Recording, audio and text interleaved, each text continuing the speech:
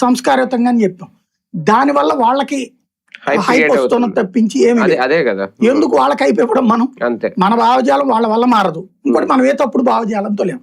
మనం ఉగ్రవాదాన్ని వ్యతిరేకిస్తాం, దేశ వ్యతిరేకతను వ్యతిరేకిస్తాం, జాతీయ భావం కలిగి ఉన్నాం. అదే సందర్భంలో సంస్కారయుతంగానే మాట్లాడతాం తప్పించి ఎప్పుడు లూజ్ టాక్ మాట్లాడలేదు.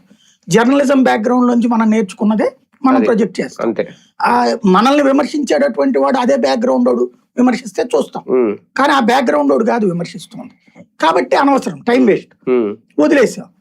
తర్వాత నేను మళ్ళీ ఈ మధ్యన వెంటనే అప్పటి తర్వాత నేను పట్టించుకోలేదు. నేను ఎప్పుడు అసలు ఇంకోటి ఏంటంటే, మనం పొద్దునుండి రాత్రి దాకా వీడియోలు చేయడమే సరిపోతుంది. వేరేది ఎక్కడ చూస్తాను, ఎంటర్టైన్మెంట్ చూడడానికే తిరిగిపోతాను. నేను అప్పుడప్పుడు ఏదైనా ఓటీటీ అంటే ఈ ప్రపంచం నుంచి బయటకు వెళ్ళి ఓటీటీ ప్లాట్ఫామ్ సినిమానో ఒక జబర్దస్త్ చూస్తాను చూడడం.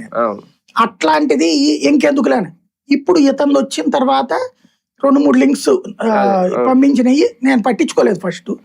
తర్వాత అబ్జర్వ్ చేస్తే ప్యూర్లీ అతను మిగతా వాటిలో ప్రశ్నించడం తప్పలేదు. ప్రభుత్వాన్ని ప్రశ్నించడమో పవన్ కళ్యాణ్ ప్రశ్నించడానికి కూడా నేను తప్పుపడతాను. పవన్ కళ్యాణ్ ప్రశ్నించిన దాని మీద కేసు పెట్టడానికి కూడా నేను తప్పుపడతాను. ఎందుకంటే నువ్వు జనసేన వాళ్ళు ప్రశ్నించరా జగన్ని?